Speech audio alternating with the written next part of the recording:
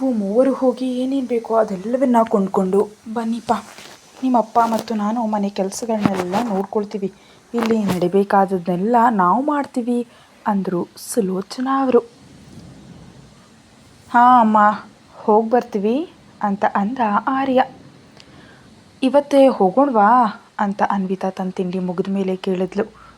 ಇವತ್ತೇ ಹೋಗೋಣ, ಮತ್ತು ಮನೆ ಕೆಲಸಗಳಿರುತ್ತವೆ ಅಲ್ವಾ, ಮೊದಲೇ ಶಾಪಿಂಗ್ ಮುಗಿದು ಹೋದರೆ ಆಮೇಲೆ ಇಲ್ಲಿನ ಕೆಲಸಗಳನ್ನ ನೋಡ್ಕೊಳ್ಬಹುದು ಅಲ್ವಾ ಅಂತ ಅಂದ ಆರ್ಯ. ಸರಿ, ಹಾಗಾದರೆ ಮೊದಲು ನೀನು ಹೋಗಿ ಸ್ನಾನ ಮಾಡ್ಕೊಂಡು ಬಾ, ನಿನಗೂ ತಿಂಡಿ ಬಡಿಸ್ತೀನಿ ಅಂತ ಅಂದ್ಲು ಅನ್ವಿತಾ. ಸರಿ ಅಂತ ಆರ್ಯ ತನ್ನ ಕೋಣೆಗೆ ಹೋಗ್ತಾ ವಿಜಯ್ಗೆ ಫೋನ್ ಮಾಡ್ದ. ಹಲೋ. ಹಾಂ ಆರ್ಯ, ಹೇಳೋ, ಏನು ಮಾಡ್ತಿದೀಯಾ ಈಗ ಅಂತ ಆರ್ಯ ಕೇಳ್ದ. ಏನು ಮಾಡ್ತೀವಿ ಸ್ವಾಮಿ, ನಿಮ್ಮ ಕೆಲಸನೆಲ್ಲ ನಮ್ಮ ತಲೆ ಮೇಲೆ ಹಾಕಿ ಹೋಗಿದ್ದೀರಿ ಅಲ್ವಾ, ಇನ್ನೇನು ಮಾಡೋದು, ಮೀಟಿಂಗ್ಗಳು ಪ್ರಾಜೆಕ್ಟ್ಗಳು ಅಂತ ಒದ್ದಾಡಿ ಸಾಯ್ತಿದ್ದೀನಿ. ಕನಿಷ್ಠ ಪ್ರೀತಿಸಿದ ಹುಡುಗಿ ನನ್ನ ಪ್ರೀತಿಗೆ ಒಪ್ಕೊಂಡ ಮೇಲೂ ಅವಳ ಕರ್ಕೊಂಡು ಹೊರಗೆ ಹೋಗುವಷ್ಟು ಸಮಯ ಕೂಡ ಇಲ್ಲದಂತ ಮಾಡಿದ್ದೀರಾ, ಅದೆಲ್ಲ ನಿಮ್ಮ ದಯೆ ಅಂತ ವಿಜಯ್ ವ್ಯಂಗ್ಯವಾಗಿ ಅಂದ. ಅಬ್ಬಾ, ನಾನು ಬಂದಮೇಲೆ ನಿನಗೆ 1 ತಿಂಗಳು ರಜೆ ಕೊಡಿಸ್ತೀನಿ ಬಿಡು, ಆವಾಗ ನಿನಗೆ ಇಷ್ಟ ಬಂದಾಗ ಮಜಾ ಮಾಡು. ಮಗನ ನಾಮಕರಣ ಮಾಡಬೇಕು ಅಂತಿದ್ದೀವಿ ಕಣೋ. ಇನ್ನೊಂದು 10 ದಿನದಲ್ಲಿ ನೀನು ಮತ್ತು ನಿತ್ಯ ಇಬ್ಬರು 2 ದಿನ ಮುಂಚಿತವಾಗಿ ಹೊರಟು ಇಲ್ಲಿಗೆ ಬನ್ನಿ ಅಂತ ಆರ್ಯ ಹೇಳ್ದ. ಏನೋ ಬರೋದು, ನನ್ನ ತಲೆ ಮೇಲೆ ಇಷ್ಟೊಂದು ಕೆಲಸ ಇಟ್ಟು ಬನ್ನಿ ಅಂದರೆ ಹೇಗೆ ಬರೋದು ಅಂತ ವಿಜಯ್ ಬೇಸರದಿಂದ ಅಂದ. ನಿನ್ನ ಮ್ಯಾನೇಜರ್ಗೆ ಈಗಾಗಲೇ ಕೆಲಸದ ಜವಾಬ್ದಾರಿ ಕೊಟ್ಟಿದ್ದೀನಿ, ನೀನು ಬರೋಷ್ಟರಲ್ಲಿ ಅದೆಲ್ಲ ಮುಗಿಯುತ್ತೆ. ಒಂದು ವೇಳೆ ಮುಗಿದಿದ್ರೂ ಪರವಾಗಿಲ್ಲ, ನಾನೇ ನೋಡ್ಕೊಳ್ತೀನಿ ಆಯಿತಾ. ನೀನು ಮಾತ್ರ ಆ ಮುಖ ಸೊಟ್ಟಾಗಿ ಮಾಡದೆ ಸ್ವಲ್ಪ ನಿತ್ಯಾಳನ ಕರ್ಕೊಂಡು ಇಲ್ಲಿಗೆ ಹೊರಟು ಬಾ, ಅರ್ಥ ಆಯ್ತಾ ನಾನು ಹೇಳಿದ್ದು ಅಂದ ಆರ್ಯ. ಹ್ಞೂ ಅರ್ಥ ಆಯಿತು ಮಹಾಪ್ರಭುಗಳೇ, ಚಿಕ್ಕ ರಾಜಕುಮಾರನ ನಾಮಕರಣಕ್ಕೆ ನಾನು ಮತ್ತು ನಿತ್ಯ ಅಲ್ಲಿ ಇರಲೇಬೇಕು ಅಷ್ಟೇ ತಾನೇ, ಬರ್ತೀವಿ ಬಿಡು, ಅಳಬೇಡ ಅಂದ ವಿಜಯ್.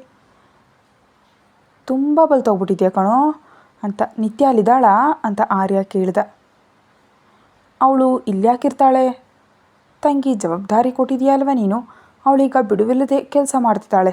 ನಿಜಕ್ಕೂ ನನ್ನ ಜೊತೆ ಮಾತಾಡೋದು ಕೇಳಿದ್ರೂ ಸಮಯ ಇಲ್ಲ, ವಿಜಯ್ ಕೆಲಸ ಇದೆ ಅಂತ ಅಡ್ಡಾಡ್ತಿದ್ದಾಳೆ, ನಮ್ಮ ಜೊತೆ ಮಾತು ಕಮ್ಮಿ ಆಗಿದೆ ಅಂದ ವಿಜಯ್. ಸರಿ, ನಾನು ನಿತ್ಯಾಗೆ ಫೋನ್ ಮಾಡ್ತೀನಿ ಅಂತ ಆರ್ಯ ವಿಜಯ್ ಫೋನ್ ಕಟ್ ಮಾಡಿ ನಿತ್ಯಾಗೆ ಕಾಲ್ ಮಾಡ್ದ. ಆರ್ಯನ್ ಫೋನ್ ಬರ್ತಿದ್ದಂತೆ ನಿತ್ಯ ಕೂಡಲೇ ಫೋನ್ ಎತ್ತಿ ಹಲೋ ಅಣ್ಣ ಅಂದ್ಲು. ಹಾಯ್ ನಿತ್ಯ, ಹೇಗಿದೆಯಾ ಅಂತ ಆರ್ಯ ಕೇಳ್ದ. ಚೆನ್ನಾಗಿದ್ದೀನಣ್ಣ, ಮಗು ಮತ್ತು ಅನ್ವಿತಾ ಹೇಗಿದ್ದಾರೆ ಅಂತ ನಿತ್ಯ ಕೇಳಿದ್ಲು. ಅವರಿಗೇನಮ್ಮ, ಚೆನ್ನಾಗಿದ್ದಾರೆ, ಮಗನ ನಾಮಕರಣ ಸಮಾರಂಭ ಮಾಡಬೇಕು ಅಂತ ಅಂದ್ಕೊಂಡಿದ್ದೀವಿ. ನೀನು ಮತ್ತು ವಿಜಯ್ ಇಬ್ಬರು ಸೇರಿ 2 ದಿನ ಮುಂಚಿತವಾಗಿ ಊರಿಗೆ ಬನ್ನಿ, ಈ ವಿಷಯ ಹೇಳೋಣ ಅಂತಲೇ ಫೋನ್ ಮಾಡಿದೆ ನಿತ್ಯ. ಈಗಾಗಲೇ ವಿಜಯ್ಗೂ ಹೇಳಿದ್ದೀನಿ, ಅಷ್ಟರೊಳಗೆ ನಿಮಗೇನಾದರೂ ಕೆಲಸಗಳಿದ್ರೆ ಮುಗಿಸ್ಕೊಳ್ಳಿ, ಬಾಕಿ ಕೆಲಸಗಳನ್ನ ಮ್ಯಾನೇಜರ್ ನೋಡ್ಕೊಳ್ತಾನಾಯ್ತಾ ಅಂದ ಆರ್ಯ. ಹ್ಞೂ ಅಣ್ಣ, ಖಂಡಿತವಾಗಿ ಬರ್ತೀವಿ ಅಂತ ನಿತ್ಯ ಹೇಳಿದ್ಲು. ಸರಿ ನಿತ್ಯ, ಬಾಯ್ ಅಂತ ಆರ್ಯ ಫೋನ್ ಕಟ್ ಮಾಡಿ ಸ್ನಾನ ಮಾಡ್ಕೊಂಡು ಬಂದು ಊಟದ ಮೇಜಿನ ಹತ್ರ ಕೂತು ಅನ್ವಿತಾಳನ್ನು ಕರೆದ. ಅತ್ತಿಗೆ ಮಗುವಿಗೆ ಹಾಲು ಕುಡಿಸ್ತಿದ್ದಾರೆ ಅಣ್ಣ, ನಾನು ತಿಂಡಿ ಬಡಿಸ್ತೀನಿ ಅಂತ ಚಂದು ಆರ್ಯನಿಗೆ ತಿಂಡಿಯನ್ನು ಬಡಿಸಿದ್ಲು. ನೀನು ಕೂಡ ಬೇಗ ತಯಾರಾಗಿ ಚಂದು, ಬೇಗ ಶಾಪಿಂಗ್ ಹೋಗೋಣ, ಇಲ್ದಿದ್ರೆ ನಾವು ಮನೆಗೆ ಬರುವಷ್ಟರಲ್ಲಿ ಬಹಳ ತಡ ಆಗಿಬಿಡುತ್ತೆ ಅಂದ ಆರ್ಯ. ಹ್ಞೂ ಅಣ್ಣ ಅಂತ ಚಂದು ಆರ್ಯನಿಗೆ ತಿಂಡಿ ಬಡಿಸಿ ತಾನು ಕೂಡ ತಯಾರಾಗೋದಕ್ಕೆ ಹೋದ್ಲು. ಆರ್ಯ ತಿಂಡಿ ಮುಗಿಸಿದ ಮೇಲೆ ಅನ್ವಿತಾ ಮಗುವನ್ನು ರೆಡಿ ಮಾಡಿ ಅನ್ವಿತಾ, ಚಂದು ಮತ್ತು ಆರ್ಯ ಮೂವರು ಸೇರಿ ಕಾರ್ನಲ್ಲಿ ಶಾಪಿಂಗ್ ಹೊರಟರು. ಮತ್ತೆ ಅಡ್ಡಾಡೋದು ಬೇಡ ಅಂತ ಮಗುವಿಗೆ ಮತ್ತು ಅವರಿಗೆ ಏನು ಬೇಕೋ ಎಲ್ಲವನ್ನ ಒಂದೇ ಸಲ ತರೋಣ ಅಂತ ಎಲ್ಲರೂ ಬೆಳಿಗ್ಗೆ ಹೊರಟರು. ಅವರ ಊರಿನಲ್ಲಿರೋ ದೊಡ್ಡ ಶಾಪಿಂಗ್ ಮಾಲ್ ಕರ್ಕೊಂಡು ಹೋಗಿ ಅನ್ವಿತಾ ಮತ್ತು ಚಂದುವನ್ನಲ್ಲಿ ಕೂರಿಸಿ ಆರ್ಯ ಮಗುವನ್ನು ಎತ್ಕೊಂಡ. ಇನ್ನು ನಿಮಗೇನು ಬೇಕೋ ನೋಡ್ಕೊಳ್ಳಿ ಅಂದ. ಮಗುವಿಗೆ ಆರ್ಯ ಬಟ್ಟೆಗಳನ್ನ ಆರಿಸಿದ್ರೆ ಅನ್ವಿತಾಗೆ ಇಷ್ಟವಾಗುತ್ತೋ ಇಲ್ವೋ ಅಂತ ಮಗುವಿನ ಬಟ್ಟೆ ಆರಿಸೋ ಕೆಲಸವನ್ನು ಅನ್ವಿತಾಗೆ ಬಿಟ್ಬಿಟ್ಟ. ಆರ್ಯ ಮಾತ್ರ ಮಗುವನ್ನು ಎತ್ಕೊಂಡು ತನ್ನ ಶಾಪಿಂಗ್ ಅಷ್ಟನ್ನು 20 ನಿಮಿಷದಲ್ಲಿ ಮುಗಿಸ್ಬಿಟ್ಟ. ಹಾಗೆ ಶಂಕರವರಿಗೂ ಆರ್ಯನೇ ಬಟ್ಟೆಗಳನ್ನ ಆರಿಸ್ತಾ ಇದ್ದಾಗ ಇಲ್ಲಿ ಅನ್ವಿತಾ ಮತ್ತು ಚಂದು ಕನಿಷ್ಠ ಒಂದು 100 ಸೀರೆಗಳನ್ನಾದರೂ ತೆಗೆಸಿ ಅವುಗಳ ವಿಧ, ಗುಣಮಟ್ಟ ಮತ್ತು ಬಣ್ಣಗಳನ್ನೆಲ್ಲ ನೋಡ್ತಾ ತಮಗೆ ಬೇಕಾದದ್ದನ್ನು ಆರಿಸ್ತಿದ್ರು. ಪಾಪ ಕೆಲಸ ಮಾಡೋ ಹುಡುಗಿಯರು ಕೂಡ ಇವರ ಕಾಟವನ್ನು ಸಹಿಸಿಕೊಂಡು ಅವರಿಗೆ ಬೇಕಾದದ್ದನ್ನೆಲ್ಲ ತೋರಿಸ್ತಿದ್ರು. ಇತ್ತ ಇವರು ಊರಿನಲ್ಲಿ ಶಾಪಿಂಗ್ ಮಾಡ್ತಿದ್ರೆ ಅಲ್ಲಿ ಹೈದ್ರಾಬಾದ್ ಆಫೀಸ್ನಲ್ಲಿ ಆರ್ಯ ನಿತ್ಯಾಳ ಜೊತೆ ಮಾತಾಡಿ ಫೋನ್ ಕಟ್ ಮಾಡಿದ ತಕ್ಷಣ ವಿಜಯ್ ನಿತ್ಯಾಳಿಗೆ ಫೋನ್ ಮಾಡ್ದ. ಈಗ ಅರ್ಜೆಂಟಾಗಿ ಯಾವುದೋ ಕೆಲಸ ಇರೋ ಹಾಗೆ ಒಂದು ಕಾರಣ ಹೇಳಿ ಆ ಫೈಲ್ ಹಿಡ್ಕೊಂಡು ನನ್ನ ಕೋಣೆಗೆ ಬಾ ಅಂತ ವಿಜಯ್ ಹೇಳಿ ಫೋನ್ ಕಟ್ ಮಾಡ್ದ. ಇವರಿಗೇನಾಯಿತು, ಇಷ್ಟು ಗಂಭೀರವಾಗಿದ್ದಾರೆ ಅಂದ್ಕೊಂಡು ಆ ಫೈಲ್ ಹಿಡ್ಕೊಂಡು ವಿಜಯ್ ಕೋಣೆಗೆ ಹೋದ್ಲು ನಿತ್ಯ. ಈಗ ಈ ಫೈಲ್ ಯಾಕೆ ತರೋದಕ್ಕೆ ಹೇಳಿದೆ ವಿಜಯ್ ಅಂತ ನಿತ್ಯ ಗೊಂದಲದಿಂದ ಕೇಳಿದ್ಲು. ಬಂದು ಕೂತ್ಕೋ ಹೇಳ್ತೀನಿ ಅಂದಾಗ ನಿತ್ಯ ವಿಜಯ್ ಎದುರು ಕೂತ್ಲು. ಏನು ವಿಜಯ್, ಆರ್ಯ ಫೋನ್ ಮಾಡಿದ್ನಾ? ಹ್ಞೂ, ಅಣ್ಣ ಇವಾಗ ತಾನೇ ಫೋನ್ ಮಾಡಿದ್ರು ವಿಜಯ್. ಮಗನ ನಾಮಕರಣ ಅಂತೆ, ನಮ್ಮನ್ನು ಬರೋದಕ್ಕೆ ಹೇಳ್ತಿದ್ದಾರೆ, ಹೋಗೋಣವಾ ಅಂತ ಕೇಳಿದ್ಲು ನಿತ್ಯ. ಏನೋ ಅಮ್ಮ, ನೀನು ಬರ್ತೀಯೋ ಇಲ್ಲವೋ ಅಂತ ಕೇಳೋದಕ್ಕೆ ಕರೆದೆ, ನಿನಗೆ ನನಗಿಂತ ಕೆಲಸನೇ ಮುಖ್ಯ ಅಲ್ವಾ ಅಂದ ವಿಜಯ್. ಕೆಲಸ ಮುಖ್ಯವೇ ಆದರೆ ನೀನು ಬೇಡ ಅಂತ ನಾನು ಹೇಳಿಲ್ವಲ್ಲ ವಿಜಯ್ ಅಂದ್ಲು ನಿತ್ಯ. ನಾನು ಮುಖ್ಯ ಆಗಿದ್ದರೆ ನಿಜಕ್ಕೂ ನನ್ನ ಗಮನಿಸ್ತಿದೆಯಾ? ಕನಿಷ್ಠ ಹೊರಗೆ ಹೋಗೋಣ ಅಂದರೂ ಬರ್ತಾನೇ ಇಲ್ಲ ನೀನು.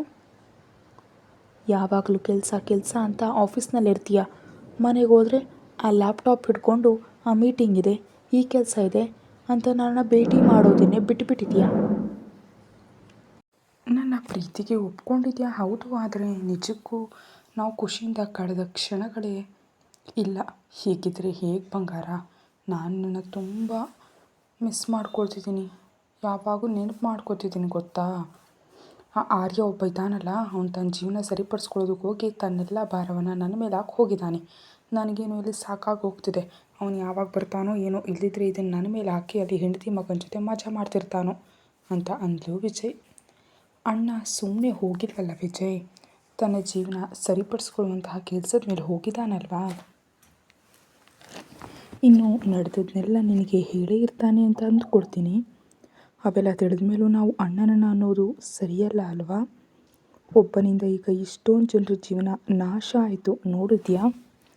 ಅವತ್ತು ನಾವು ಅವರಿಬ್ಬರಿಗೂ ಮದುವೆ ಮಾಡಿದಾಗ ಎಷ್ಟೊಂದು ಖುಷಿಯಾಗಿರ್ತಾರೆ ಅಂತ ಅಂದ್ಕೊಂಡ್ವು. ಆದರೆ ವಿಧಿ ನೋಡು, ಅವ್ರನ್ನ ಎಷ್ಟು ವರ್ಷ ದೂರ ಮಾಡಿತು. ಮೇಲಾಗಿ ಅವಳು ಗರ್ಭಿಣಿಯಾಗಿದ್ದರು, ಒಬ್ರಿಗೊಬ್ಬರು ಮಾತನಾಡಿದಷ್ಟು ದೂರದಲ್ಲಿದ್ದರು. ಈಗ ತಾನೇ ಅವರು ಒಂದಾಗಿದ್ದಾರೆ. ಈ ಸಮಯದಲ್ಲಿ ನಾವು ಅವರಿಗೆ ಸ್ವಲ್ಪ ಆಸರೆಯಾಗಿ ಅಣ್ಣನಿಗೆ ಹೊರೆಯಾಗದಂತೆ ಕೆಲಸದಲ್ಲಿ ಸಹಾಯ ಮಾಡಿದ್ರೆ ಚೆನ್ನಾಗಿರುತ್ತೆ ಅಲ್ವಾ ಅಂದ್ಲು ನಿತ್ಯ. ಹ್ಞೂ, ನಿಮ್ಮ ಅಣ್ಣನಿಗಾಗಿ ಈಗೇನು ಅವನೇನು ಹೇಳಿದ್ರು ನೀನು ಮಾಡೋ ಹಾಗೆ ಇದೆಯಾ? ಇವತ್ತು ಕೆಲಸ ಏನೂ ಇಲ್ಲ ಅಲ್ವಾ? ಇದ್ದರೆ ಮ್ಯಾನೇಜರ್ಗೆ ಹೇಳು, ನಾವು ಕೂಡ ಶಾಪಿಂಗ್ ಹೋಗೋಣ, ಮಗುವಿಗೆ ಏನಾದರೂ ತೊಗೋಬೇಕಲ್ವಾ ಅಂದ ವಿಜಯ್. ಮಗುವಿಗೆ ನಾವು ಕೂಡ ಏನಾದರೂ ತೊಗೋಬೇಕು ಅಲ್ವಾ ನಿತ್ಯ? ಏನಾದರೂ ಕೆಲಸ ಇದ್ದರೆ ದಯವಿಟ್ಟು ಮ್ಯಾನೇಜರ್ಗೆ ಹೇಳ್ಬಿಡು, ಅವ್ರು ನೋಡ್ಕೊಳ್ತಾರೆ ಅಂತ ನಿತ್ಯಾಳನ್ನು ಕರ್ಕೊಂಡು ವಿಜಯ್ ಶಾಪಿಂಗ್ ಹೋದ. ಇತ್ತ ಊರಿನಲ್ಲಿ ಅನ್ವಿತಾ ಮತ್ತು ಚಂದು ಶಾಪಿಂಗ್ ಮುಗಿಸೋ ಅಷ್ಟರಲ್ಲಿ ಸಂಜೆಯಾಗಿ ಕತ್ತಲಾಗ್ತಾ ಬಂತು. ಅಷ್ಟರಲ್ಲಿ ಮಗು 4 ಸಲ ಹತ್ತಿದ್ದಕ್ಕೆ ಅವನಿಗೆ ಹಾಲು ಕುಡಿಸಿ ಸಮಾಧಾನ ಮಾಡಿ ಮತ್ತೆ ಆರ್ಯನ ಕೈ ಕೊಟ್ಟು ತನ್ನ ಶಾಪಿಂಗ್ ಪೂರ್ತಿ ಮಾಡಿದ್ಲು ಅನ್ವಿತಾ. ಲೇ ಮಗನೇ, ನಿಮ್ಮಮ್ಮ ಇವತ್ತು ತನ್ನ ಶಾಪಿಂಗ್ ಮುಗಿಸೋ ಹಾಗೆ ಕಾಣ್ತಾ ಇಲ್ಲ, ರಾತ್ರಿ ಕೂಡ ನಾವು ಇಲ್ಲೇ ಇರಬೇಕಾಗತ್ತೆ ಅನಿಸುತ್ತೆ ಅಂತ ಅಷ್ಟರಲ್ಲಿ ಆರ್ಯ 4 ಸಲ ಹಣ್ಣಿನ ಜ್ಯೂಸ್ ಕುಡಿದು ಎನರ್ಜಿ ತಂದುಕೊಂಡಿದ್ದ ಮಗುವನ್ನು ಎತ್ಕೊಳ್ಳೋದಕ್ಕೆ. ಯಶಸ್ವಿಯಾಗಿ ಸಂಜೆ 7 ಗಂಟೆಗೆ ಶಾಪಿಂಗ್ ಮುಗಿಸಿದ ಮೇಲೆ ಆರ್ಯನಿಗೆ ಹಣ ಪಾವತಿಸಲು ಹೇಳಿ ಆಮೇಲೆ ಅವರು ಕೊಂಡದ್ನೆಲ್ಲ ಕಾರ್ನಲ್ಲಿ ಇಟ್ಟ ಮೇಲೆ ಆರ್ಯ, ಚಂದು ಮತ್ತು ಅನ್ವಿತಾ ಮನೆಗೆ ಹೊರಟರು. ಮನೆಗೆ ಹೋದ ತಕ್ಷಣ ಎಲ್ಲರೂ ಮೈ ತೊಳ್ಕೊಂಡು ಸ್ವಲ್ಪ ತಿಂದು ಮಲಗಿದ್ರು ಶಾಪಿಂಗ್ನ ಸುಸ್ತಿನಿಂದ. ತಂದಿದ್ದನ್ನೆಲ್ಲ ಸುಲೋಚನಾ ಅವರಿಗೆ ಕೊಟ್ಟರು. ಯಾವುದಾದ್ರೂ ಕಡಿಮೆ ಇದ್ದರೆ ಹೇಳಿ ಅಂತೆಲ್ಲ ತಿಳಿಸಿದ್ರು. ಅವರು ಅವನ್ನೆಲ್ಲ ನೋಡ್ಕೊಳ್ತಿದ್ರು. ಚಂದು ಕೂಡ ಸುಸ್ತಾಗಿ ಬೇಗ ನಿದ್ದೆ ಹೋದ್ಲು. ಮಗು ಕೂಡ ಪಾಪ ದಿನ ಇಡೀ ಸುತ್ತಾಡಿದ್ರಿಂದ ಬೇಗ ನಿದ್ದೆ ಮಾಡಿ ತೊಟ್ಟಿಲಲ್ಲಿ ಚೆನ್ನಾಗಿ ಮಲಗಿದ್ದಾನೆ. ಅನ್ವಿತಾ ಸಂಜೆ ಕೂಡ ಸ್ನಾನ ಮಾಡಿ ಸೀರೆಯನ್ನೇ ಉಟ್ಕೊಂಡಿದ್ರಿಂದ ನಿದ್ದೆಗೆ ತಯಾರಾಗ್ತಿದ್ದ ಆರ್ಯನಿಗೆ ಅನ್ವಿತಾಳ ಸೊಂಟ ಸುಂದರವಾಗಿ ಕಾಣಿಸಿ ಅವಳನ್ನ ಏನೋ ಮಾಡಬೇಕಂತ ಅನ್ನಿಸ್ತು. ಈಗ ಕೈ ಹಾಕಿದ್ರೆ ಬೈತಾಳೆ ಅಂತ ಗೊತ್ತಿದ್ರೂ ಪ್ರಾಣ ತಡೀದೆ ಅವಳ ಸೊಂಟದ ಮೇಲೆ ಕೈ ಹಾಕಿ ತನ್ನ ಹತ್ರಕ್ಕೆ ಎಳ್ಕೊಂಡ ಆರ್ಯ. ಅಷ್ಟರಲ್ಲೇ ಇನ್ನೂ ಎಚ್ಚರವಾಗಿದ್ದ ಅನ್ವಿತಾ ಅವನು ಹತ್ರ ಎಳ್ಕೊಂಡ ತಕ್ಷಣ ಆರ್ಯನೆದಿಗೆ ಹೊರಗ್ತಾ, ಏನು ಸರ್ ಕೈ ಹಾಕ್ತಿದ್ದೀರಾ, ಏನಿದು ಕತೆ ಅಂತ ಕಣ್ಣು ಮುಚ್ಕೊಂಡೇ ಕೇಳಿದ್ಲು. ನನ್ನ ಹೆಂಡತಿ ನನ್ನಿಷ್ಟ ಏನಿದು ಅಂತ ಕೇಳ್ತೀಯಾ ಅಂದ ಆರ್ಯ ಅವಳನ್ನ ಇನ್ನೂ ತನ್ನೊಳಗೆ ಅಪ್ಕೊಳ್ತಾ. ಅಂದರೆ ನಿಮ್ಮ ಸ್ಪರ್ಶ ಮಾಮೂಲಾಗಿಲ್ವಲ್ಲ, ಅದಕ್ಕೆ ಕೇಳಿದೆ ಅಂದ್ಲು ಅನ್ವಿತಾ. ಮಾಮೂಲಾಗಿ ಅಲ್ಲದೆ ಇನ್ನೇಗಿದೆಯಪ್ಪ ಅಂತ ಆರ್ಯ ಮೆಲ್ಲ ಧ್ವನಿಯಲ್ಲಿ ಕೇಳ್ದ. ಹೇಗಿದೆ ಅಂತ ನಿನಗೆ ಗೊತ್ತಿಲ್ವಾ ಅಂತ ಮರುಪ್ರಶ್ನೆ ಹಾಕಿದ್ಲು ಅನ್ವಿತಾ. ನನಗೆ ಗೊತ್ತಿಲ್ಲದೆ ತಾನೇ ನಿನ್ನನ್ನು ಕೇಳ್ತಾ ಇರೋದು, ಹೇಳು ಹೇಗಿದೆ ಅಂತ ಕೇಳ್ದ ಇನ್ನೊಮ್ಮೆ ಆರ್ಯ. ಲೇ ಜಾಸ್ತಿ ಮಾಡಬೇಡ, ಏಟು ತಿಂತೀಯ ಹೇಳ್ತಿದ್ದೀನಿ, ಮರ್ಯಾದೆಯಿಂದ ಕೈ ತೆಗೆದು ಮಲಗು, ಅರ್ಥ ಆಯ್ತಾ ಅಂತ ಹೆದರ್ಸಿದ್ಲು ಅನ್ವಿತಾ. ಏನೇ ಇದು ಈ ಮಧ್ಯೆ ಗಂಡ ಅನ್ನೋ ಮರ್ಯಾದೆ ಇಲ್ಲದೆ ಹೆದರ್ಸ್ತಿದ್ಯಾ, ನಿಂಗೆ ತುಂಬ ಸೊಕ್ಕು ಬಂದಿದೆ ಅಂದ ಆರ್ಯ. ಮಗು ಆದಮೇಲೆ ನಾನಿನ್ನೂ ಸಣ್ಣಗಾದರೆ ನೀನೇನೋ ಸೊಕ್ಕು ಬಂದಿದೆ ಅಂತೀಯಾ, ಕಣ್ಣು ಕಾಣಲ್ವ ನಿನಗೆ, ನೋಡು ಎಷ್ಟು ಸಣ್ಣಗಾಗ್ಬಿಟ್ಟಿದ್ದೀನಿ ನಾನು ಅಂದ್ಲು ಅನ್ವಿತಾ ಕಣ್ಣು ಬಿಟ್ಟು. ಮಾತುಗಳು ತುಂಬ ಜಾಸ್ತಿ ಆಗ್ತಿವೆ ನಿನಗೆ ಅಂತ ಅವನ ಕೈಗಳೆಲ್ಲೋ ಸ್ಪರ್ಶಿಸ್ತಿದ್ರೆ ಅವನ ಕಣ್ಣುಗಳಲ್ಲಿ ಅಮಲು ಕಾಣಿಸ್ತಿತ್ತು. ಲೇ ಏನಾಗ್ತಿದೆ ನೀನು ನಿಜಕ್ಕೂ, ಏನು ಮಾಡೋಣ ಅಂತಿದೆಯಾ ನನ್ನ ಅಂದ್ಲು ಅನ್ವಿತಾ ಭಯದಿಂದ. ನನಗಂತೂ ನಿನ್ನ ಏನೇನೋ ಮಾಡಿಬಿಡಬೇಕು ಅಂತಿದೆ, ಆದರೆ ಮಾಡೋದಕ್ಕಿದು ಸಮಯ ಅಲ್ವಲ್ಲ, ಇನ್ನೂ ಬಹಳ ಸಮಯ ಇದೆ. ನಿನ್ನೇನೋ ಮಾಡಬೇಕಂದ್ರೆ ಆ ಸಮಯ ಇನ್ನು ಯಾವಾಗ ಬರುತ್ತೋ, ನಿನ್ನ ಮಗನಿಗೆ 3 ತಿಂಗಳಾಯಿತು, ಇನ್ನೂ 3 ತಿಂಗಳು ಕಾಯಬೇಕಾ ನಾನು ಅಂದ ಆರ್ಯ ಹತಾಶೆಯಿಂದ. ಕಾಯಬೇಕು ತಾನೇ ಬಂಗಾರ ಅಂದ್ಲು ಅನ್ವಿತಾ ನಗ್ತಾ ಆರ್ಯನ ಕಿನ್ನಿ ಮೇಲೆ ಕೈ ಇಟ್ಟು. ಆದರೆ ಇಲ್ಲಿ ಹಾರ್ಮೋನುಗಳು ನನ್ನ ಜೊತೆ ಆಟ ಆಡ್ತಿದ್ದಾವೆ ಕಣೆ, ನಿನ್ನ ಏನೋ ಮಾಡಿಬಿಡು ಅಂತಿವೆ ಅಂತ ಆರ್ಯ ಅಳುವ ಮುಖ ಮಾಡಿದಾಗ ಅನ್ವಿತಾ ಮೆಲ್ಲನೆ ನಗ್ತಾ ಅವನ ತಲೆಯನ್ನು ತನ್ನೆದೆ ಗಟ್ಟಿಯಾಗಿ ಹತ್ತಿಕೊಂಡು ಅನ್ವಿತಾಳೆ ಅವನ ತುಟಿಗಳ ಮೇಲೆ ಮುತ್ತಿಕ್ಕದ್ಲು. ಅವನು ಆ ಮುತ್ತಿನಲ್ಲೇ ತನ್ನ ಬಯಕೆಗಳನ್ನು ತೀರಿಸ್ಕೊಳ್ತಾ ತನ್ನ ಭಾವನೆಗಳನ್ನ ತಣಿಸ್ಕೊಳ್ತಿದ್ದ. ಅನ್ವಿತಾ ನೀಡ್ತಾ ಇರೋ ಮುತ್ತಿನಲ್ಲಿ ಆರ್ಯ ಸಮಾಧಾನಗೊಂಡು ಅವಳನ್ನ ಗಟ್ಟಿಯಾಗಿ ಅಪ್ಪಿಕೊಂಡು ನಿದ್ದೆ ಹೋದ.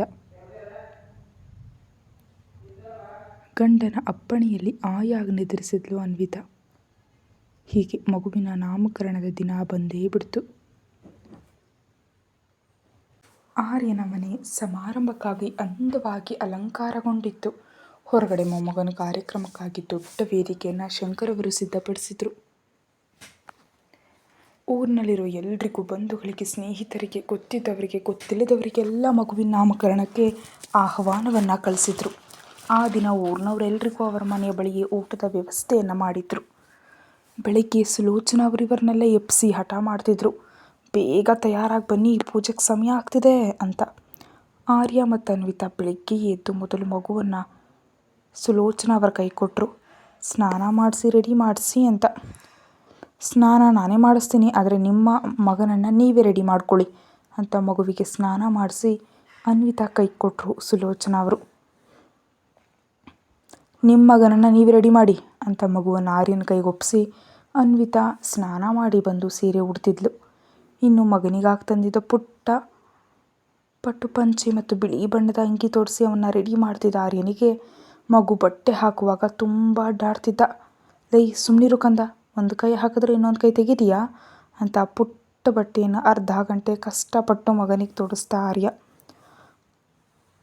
ಅಮ್ಮ ಬಟ್ಟೆ ಮಾತ್ರ ಹಾಕಿದ್ದೀನಿ, ನಿನ್ನಿಷ್ಟ, ಅವನಿಗೆ ಬೊಟ್ಟಿಡ್ತೀಯೋ ಏನು ಮಾಡ್ತೀಯೋ ಅದು ನಿಮ್ಮ ತಾಯಿ ಮಗನಿಷ್ಟ, ನಾನು ಕೂಡ ಸ್ನಾನ ಮಾಡ್ಕೊಂಡು ಬರ್ತೀನಿ ಅಂತ ಆರ್ಯ ಹೋಗೋಷ್ಟರಲ್ಲಿ ಅನ್ವಿತಾ ಸೀರೆ ಉಟ್ಕೊಂಡು ಮಗನಿಗೆ ಹಾಲು ಕುಡಿಸಿ ಅವನಿಗೆ ದೃಷ್ಟಿ ಬೊಟ್ಟಿಟ್ಟು ಮಲಗಿಸಿದ್ಲು.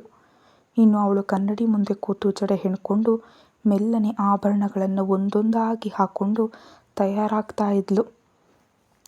ಆರ್ಯ ಕೂಡ ಸ್ನಾನ ಮಾಡ್ಕೊಂಡು ಬಂದು ಬಟ್ಟೆ ಹಾಕ್ಕೊಂಡು ಅನ್ವಿತಾ ಬಳೆ ಹಾಕೊಳ್ಳುವಾಗ ಆರ್ಯನೇ ಬಂದು ಅವಳ ಕೈಗೆ ಬಳೆಗಳನ್ನ ತೋರಿಸಿ ಅನ್ವಿತಾಳ ಹಣೆ ಮೇಲೆ ಬೊಟ್ಟಿಟ್ಟು, ಮುದ್ದಾಗಿ ಕಾಣ್ತಿದ್ಯಾ ಈಗ ಅಂತ ಹೆಂಡತಿ ಕೆನ್ನೆಗೆ ಮುತ್ತಿಟ್ಟ. ಥ್ಯಾಂಕ್ ಯು ಕಣೋ, ನೀನು ಕೂಡ ತುಂಬ ಅಂದವಾಗಿ ಕಾಣ್ತಿದ್ಯಾ ಗೊತ್ತಾ ಅಂತ ಆರ್ಯನ್ನ ಅಪ್ಕೊಂಡು ಹೋಗೋಣವಾ ಹೊರಗೆ ಅಂತ ಕೇಳಿದ್ಲು. ಹ್ಞೂ ನಡಿ, ಈಗಾಗಲೇ ತಡ ಆಯಿತು ಅಂತ ಅಮ್ಮ ಬೈತಾರೆ, ಈ ವಿಷಯ ಇನ್ನೂ ಬಂದಿಲ್ಲ, ಬೆಳಗ್ಗೆ ಹೊರಟಿದ್ದೀನಿ ಅಂದಿದ್ದ, 2 ದಿನ ಮುಂಚೆ ಬಾ ಅಂದರೆ ಕೆಲಸ ಅಂತ ತಪ್ಪಿಸ್ಕೊಂಡಿದ್ದಾನೆ.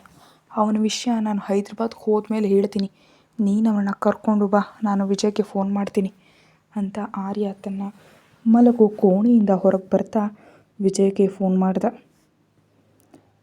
ಲೇ ಬಂದ್ವು ಬಿಡು, ಮನೆ ಮುಂದೆ ಈಗಷ್ಟೇ ಕಾರ್ ನಿಲ್ಲಿಸಿದ್ವು, ಒಳಗೆ ಬರ್ತಿದ್ದೀವಿ ಇರು ಅಂದ ವಿಜಯ್. ಆಗಲೇ ನಿತ್ಯಾಳ ಜೊತೆ ಕಾರ್ನಿಂದ ಇಳಿದು, ಲೇ ನಿನ್ನ 2 ದಿನ ಮುಂಚೆ ಬಾ ಅಂದರೆ ಈಗ ಬಂದಿದ್ದೆ ಅಲ್ಲದೆ ಮತ್ತೆ ಸುಳ್ಳು ಕತೆ ಹೇಳ್ತಿದ್ಯಾ? ನೀನು ಬಾ, ಫಂಕ್ಷನ್ ಆದಮೇಲೆ ನಿನ್ನ ಕತೆ ನೋಡ್ತೀನಿ ಅಂತ ಫೋನ್ ಇಟ್ಟು ನಿತ್ಯ ಮತ್ತು ವಿಜಯ್ ಎದುರಿಗೆ ಹೋಗಿ ಅವ್ರನ್ನ ಒಳಗೆ ಕರ್ಕೊಂಡು ಬಂದ ಆರ್ಯ. ನಿತ್ಯ ಬಂದ ತಕ್ಷಣ ಅನ್ವಿತಾ ಮತ್ತು ಮಗುವನ್ನು ಒಪ್ಕೊಂಡು, ನಿನ್ನ ತುಂಬ ಮಿಸ್ ಮಾಡಿಕೊಂಡೆ ಬಂಗಾರ ಅಂತ ಮಗುವನ್ನು ಎತ್ಕೊಂಡು, ನಿಮ್ಮ ಅಮ್ಮನಿಗಿಂತ ನಿನ್ನನ್ನೇ ಜಾಸ್ತಿ ನೆನಪು ಮಾಡಿಕೊಂಡೆ ನನ್ನ ಬಂಗಾರದ ಕಂದ ಅಂತ ಅವನ ಮುಖದ ಮೇಲೆ ಮುತ್ತಿನ ಮಳೆಯನ್ನು ಸುರಿಸಿದ್ಲು. ಪಾಪ ಆ ಮುತ್ತುಗಳವನಿಗೆ ತೊಂದರೆ ಅನ್ನಿಸ್ತೋ ಏನೋ. ನಿದ್ದೆಯಲ್ಲೇ 2 ಬಾರಿ ರಾಗ ಎಳೆದು ಮತ್ತೆ ಅಮ್ಮನ ಮಡಿಲಿಗೆ ಬಂದ ಮೇಲೆ ಸುಮ್ಮನಾದ. ವಿಜಯ್ ಮತ್ತು ನಿತ್ಯಾಳನ್ನು ಚಂದುವಿಗೂ ಪರಿಚಯಿಸಿದ ಮೇಲೆ ಎಲ್ಲರೂ ತಯಾರಾದ ಮೇಲೆ ಪೂಜೆ ನಡೆಯೋ ಜಾಗಕ್ಕೆ ಹೋದರು. ಸುಲೋಚನಾ ಅವರು ಮಗ ಮತ್ತು ಸೊಸೆಯನ್ನು ಮೊಮ್ಮಗನ ಜೊತೆ ಪೀಠದ ಮೇಲೆ ಕೂರಿಸಿದ ಮೇಲೆ ಪೂಜಾರಿ ಪೂಜೆ ಶುರು ಮಾಡಿದ್ರು. ಆರ್ಯ ಮತ್ತು ಅನ್ವಿತಾ ಮಗನನ್ನು ಎತ್ಕೊಂಡು ಕೂತ ತಕ್ಷಣ ಪುರೋಹಿತರು ಪೂಜೆ ಪ್ರಾರಂಭಿಸಿದ್ರು. ಅಷ್ಟರಲ್ಲೇ ಅನ್ವಿತಾ ಅಪ್ಪ ಅಮ್ಮ ಶರತ್ ಮತ್ತು ವಸಂತ ಅವರು, ಅಣ್ಣ ಅತ್ತಿಗೆ ಶ್ರೀನಾಥ್ ಮತ್ತು ಶ್ವೇತಾ ಅವರ ಮಕ್ಕಳ ಜೊತೆ ಬಂದರು. ಅವ್ರನ್ನ ನೋಡಿ ಅನ್ವಿತಾ ಮುಖ ಅರಳಿತು. ನಿಮ್ಮ ಅಣ್ಣನನ್ನು ಯಾರು ಬರೋದು ಕೇಳಿದ್ರು ಇಲ್ಲಿಗೆ ಅಂತ ಆರ್ಯ ಒಂದು ಕಡೆ ಪೂಜೆ ಮಾಡಿದ್ಲೆ. ಅತ್ತೆ ಮಾವ ಎಲ್ಲರನ್ನು ಕರೆದಿದ್ದಾರೆ ಅಲ್ವಾ ಅಂದ್ಲು ಅನ್ವಿತಾ. ಅವನನ್ನು ಕಂಡ್ರೆ ನಾನು ಉರಿಯುತ್ತೆ ಅಂತ ಅಲ್ಲಿದ್ದ ಉದಯನನ್ನು ಶ್ರೀನಾಥ್ ಮುಂದೆ ಕರೆದು ತನ್ನ ಹತ್ರ ಕೂರಿಸ್ಕೊಂಡ ಆರ್ಯ. ಇನ್ನು ಪೂಜೆ ಎಲ್ಲ ಆದಮೇಲೆ ಮಗುವಿಗೆ ಏನು ಹೆಸರಿಡಬೇಕು ಅಂದ್ಕೊಂಡಿದ್ದೀರಾ ಅಂತ ಪುರೋಹಿತರು ಕೇಳಿದ್ರು. ಆರ್ಯ ಅನ್ವಿತಾಳ ಮುಖ ನೋಡಿದಾಗ ವಿಶ್ವಂತ್ ಅಂದ್ಲು ಅನ್ವಿತಾ. ಆ ಹೆಸರು ಎಲ್ರಿಗೂ ಇಷ್ಟ ಆಯಿತು. ಅದನ್ನೇ ಆರ್ಯ ಅಕ್ಕಿ ಮೇಲೆ ಬರ್ದ. ಇನ್ನುಳಿದ ಪೂಜೆ ಎಲ್ಲ ಮುಗಿದ ಮೇಲೆ ಪುರೋಹಿತರು ಆರ್ಯ ಅನ್ವಿತಾ ಮತ್ತು ಮಗುವನ್ನು ಅರಸಿ ಹೊರಟು ಹೋದರು. ಅವ್ರು ಹೋದ್ಮೇಲೆ ಆರ್ಯ ಮತ್ತು ಅನ್ವಿತಾ ಮಗನನ್ನು ಎತ್ಕೊಂಡು ಅವರಿಗಾಗಿ ಸಿದ್ಧಪಡಿಸಿದ ವೇದಿಕೆ ಮೇಲಿರೋ ದೊಡ್ಡ ಕುರ್ಚಿಯಲ್ಲಿ ಕೂತರು. ಸಮಾರಂಭಕ್ಕೆ ಬಂದ ಎಲ್ಲ ಬಂಧುಗಳು ಮಗುವನ್ನು ಅರಸಿ ಅವರ ತಂದಿದ್ದ ಉಡುಗೊರೆಗಳನ್ನ ಮಗುವಿಗೆ ನೀಡಿ ಹೋಗ್ತಿದ್ರು. ಹಾಗೆ ಶರತ್, ವಸಂತ ಮತ್ತು ಶ್ರೀನಾಥ್, ಶ್ವೇತಾ ಮಕ್ಕಳ ಜೊತೆ ಬಂದು ಮೊಮ್ಮಗನಿಗೊಂದು ಚಿನ್ನದ ಸರ, ಒಂದು ಚಿನ್ನದ ಕಡಗ ಹಾಗೆ ಉಂಗುರ ಹಾಕಿ ಮಗುವನ್ನು ನೋಡಿ ಸಂಭ್ರಮಿಸಿದ್ರು. ಅವರು ಬಂದಾಗ ನಮ್ಮ ಆರ್ಯನ ಮುಖ ಮಾತ್ರ ಕೆಂಪಗೆ ಹೋಗಿತ್ತು. ಅವರು ಬಂದಿದ್ದ ಅವನಿಗೆ ಇಷ್ಟವೇ ಇಲ್ಲದಂತೆ ಮುಖ ಇಟ್ಕೊಂಡಿದ್ದ. ಅನ್ವಿತಾ ಮಾತ್ರ ತನ್ನ ಅತ್ತಿಗೆ ಮತ್ತು ಮಕ್ಕಳನ್ನು ಒಪ್ಪಿಕೊಂಡು ತುಂಬ ಖುಷಿಯಿಂದ ಮಾತಾಡ್ತಿದ್ಲು. ಅವಳ ಅಣ್ಣನ ಮೇಲೆ ಅವಳಿಗೂ ಕೋಪ ಇತ್ತು. ಆದರೆ ಚೆನ್ನಾಗಿದ್ದೀರಾ ಅಣ್ಣ ಅಂತ ಮಾತ್ರ ಕೇಳಿ ಎಲ್ಲರ ಜೊತೆ ಫೋಟೋ ತೆಗೆಸ್ಕೊಂಡ್ಳು. ಇನ್ನು ಸೋದರಳಿಯನನ್ನು ಎತ್ಕೊಳ್ಬೇಕಂತ ಶ್ರೀನಾಥ್ಗೂ ಆಸೆ ಆಗಿದ್ದರಿಂದ ಹೆಂಡತಿಗೆ ಸನ್ನೆ ಮಾಡ್ದ ಮಗುವನ್ನು ಕೊಡೋದಕ್ಕೆ. ಶ್ವೇತಾ ಅನ್ವಿತಾ ಹತ್ರವಿದ್ದ ಮಗುವನ್ನು ಎತ್ತಿ ಗಂಡನ ಕೈ ಕೊಟ್ಟಾಗ ಸೋದರಳಿಯನನ್ನೇ ಎತ್ಕೊಂಡು ಮುದ್ದಾಡ್ದ ಶ್ರೀನಾಥ್ ಅವನ ಮುಖಕ್ಕೆ ಮುತ್ತು ಕೊಡ್ದ.